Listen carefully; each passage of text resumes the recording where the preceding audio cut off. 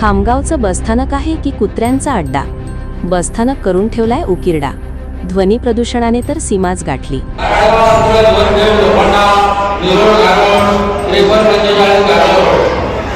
पुण्याच्या महिला प्रवासी पूनम पाटील यांनी उठवला आवाज आणि केली थेट परिवहन मंत्र्यांकडे लक्ष देण्याची मागणी.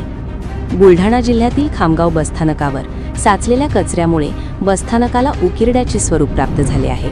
ठिकठिकाणी मोठ्या प्रमाणावर कचरा साचला आहे. प्रचंड अस्वच्छता आणि महिला शौचालयाची मोठ्या प्रमाणावर झालेली दुरावस्था.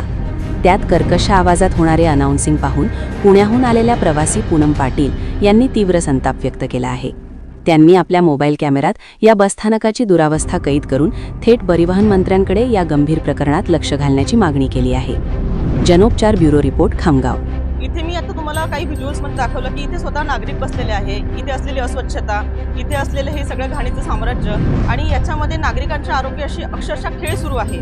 आणि मी या माध्यमातून, तुमच्या माध्यमातून प्रशासनाला विनंती करेल, परिवहन मंत्र्यांना विनंती करेल की साहेब, आपण याच्यामध्ये एकदा लक्ष घालावं. यांनी आता कचरा पेटवून दिलेला आहे आणि हे जे दोन पोल दिसतात आपल्याला, छोटे पाईप लावलेले, हे याच्यातून इलेक्ट्रिकल केबल वायरवरती गेलेले आहेत आणि त्याच्या खालीच हे पूर्ण यांनी कचरा पेटवलेला आहे. हे बघू शकता आपण की यांना कुठल्याही प्रकारची भीती नाही. दुसरं, इथे ह्या अपंगासाठी बनवलेला ट्रॅक आहे. आता इथे अपंगांची चेअर कशी याच्यावरनं वरती जाणार? अपंग प्रवासी असेल तर त्याच्यासाठी खरंच व्हीलचेअर इथे आहे का, हा सर्वात पहिला प्रश्न आहे. आणि हा रस्ता त्यांनी व्हीलचेअर वरती घेऊन जाण्यासाठी केलेला रस्ता. साम्राज्यामध्ये स्थानिक लोक इथे राहतात आणि अशा या दूरीमध्ये त्यांच्या आरोग्याला किती मोठा धोका उद्भवू शकतो. तुम्ही बघू शकता हे व्हिज्युअल्स सर दाखवत आहे की हे खामगाव आगारातील बसस्टँड आहे आणि या बसस्टँडवरती हे नागरिक बसलेले आहे. इथे हा कचरा बघू शकता, इथे ह्या काकू बसलेल्या आहेत. यांच्या बाजूला किती घाण इथं म्हणजे अक्षरशः केलेली आहे की ह्याच्यामुळे आपल्या आरोग्याला किती मोठा धोका उद्भवू शकतो. आपण बघू शकता इथं फूड स्टॉल आहे.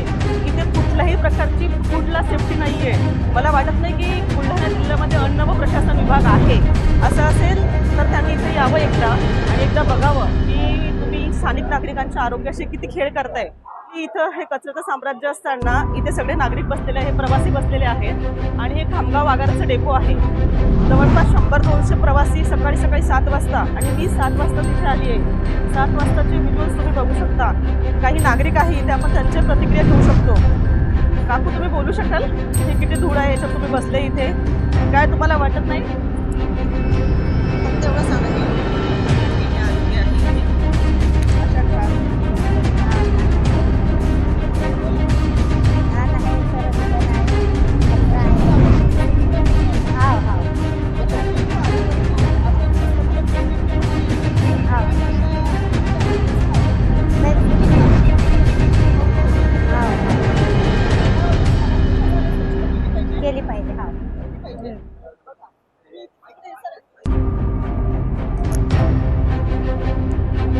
सर, आपण व्हिडिओ करायला लागले आणि त्यानंतर बघा साफसफाई कर्मचारी इथे साफसफाई करायला आलेत. म्हणजे आतापर्यंत झोपलेले होते आणि आता साफसफाई होतीये. सर, आपण इथं बसलेले नागरिक पण बघू शकता.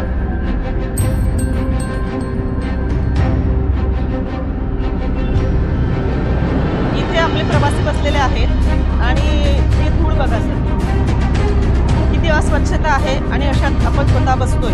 मी स्वतः बसली आहे साफ करून. हे काही लोक झोपलेले पण आहेत इथे. आपण पुढचं बघूया.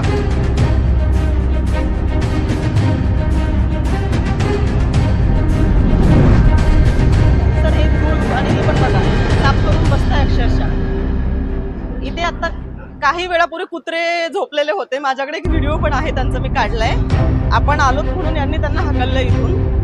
हे बघा, ही अस्वच्छता बघा सर, पूर्ण बसस्टॉप असा आहे.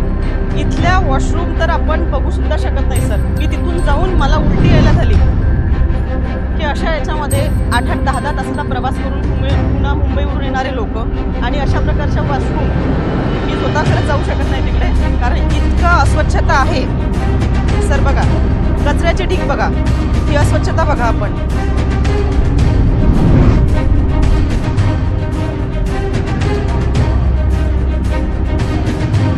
सर, तुमच्या माध्यमातून मी माननीय परिवहन मंत्री प्रतापराव सरनाईक साहेब यांना एक विनंती करू इच्छिते की साहेब, आपण याच्यामध्ये खरंच लक्ष घालावं आणि इथे जे सामान्य नागरिकांना त्रास होतोय आपण जर यात लक्ष घातलं तर हा खरंच दूर होईल. आणि मी तुम्हाला एक आग्रहपूर्वक विनंती करते की माननीय परिवहन मंत्री साहेब आपण एकदा तरी या बस स्टॉपला व्हिजिट करावी, कारण आपली कार्यशैली आणि कार्यपद्धत बघून मला असं वाटतं तुम्ही एकदा जरी याचा हा व्हिडिओ जरी बघितला तर तुम्ही स्वतः यात लक्ष घालून याचा कायपालट करणार म्हणजे करणार.